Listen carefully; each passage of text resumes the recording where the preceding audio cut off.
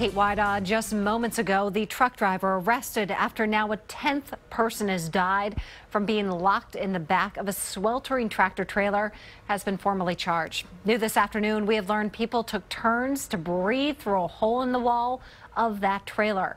That is according to federal documents. Now authorities are looking to make more arrests. NBC's Sarah Rosario joins us outside that Walmart in San Antonio with the latest and what we know of the survivors.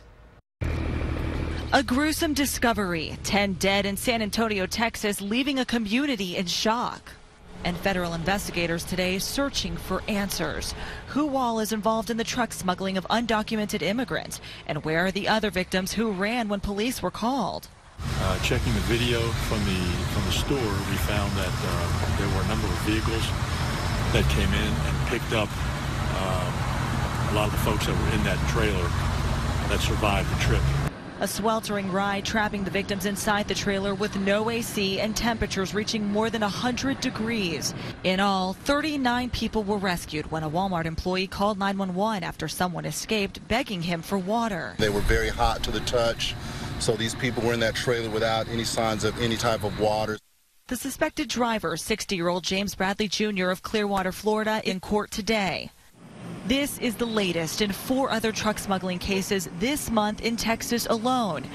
In 2003, 19 immigrants died locked inside a truck in Victoria, Texas. And we pray. Now, with pop-up protests and vigils, they're willing to risk themselves and they're willing to risk their lives for their kids and for their family members. It's renewing calls for immigration reform. It's a symptom of a broken immigration system.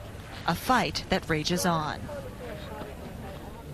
Sarah Rosario, NBC News. According to the governor's office, Central Texas ranks 3rd behind Houston and Dallas in sex trafficking activity. In May, the governor signed a bill that requires all public junior colleges that have a commercial driver's license training program to include training on how to recognize and prevent human trafficking. This will take effect September 1st. Researchers at UT say there's a big difference between trafficking and smuggling. Trafficking is where somebody is being forced into working or having sex against their will, while smuggling is the movement of people across the border. While police in San Antonio are calling this a case of trafficking, researchers say that might change. Smuggling in and of itself is not a trafficking case. It could lead into it, but from what we know, we don't have the details for that right now.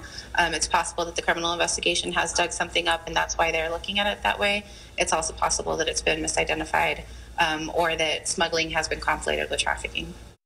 APD has its own human trafficking unit that works with other state agencies to prevent the crime, which the department says is the 2nd largest criminal industry in the world.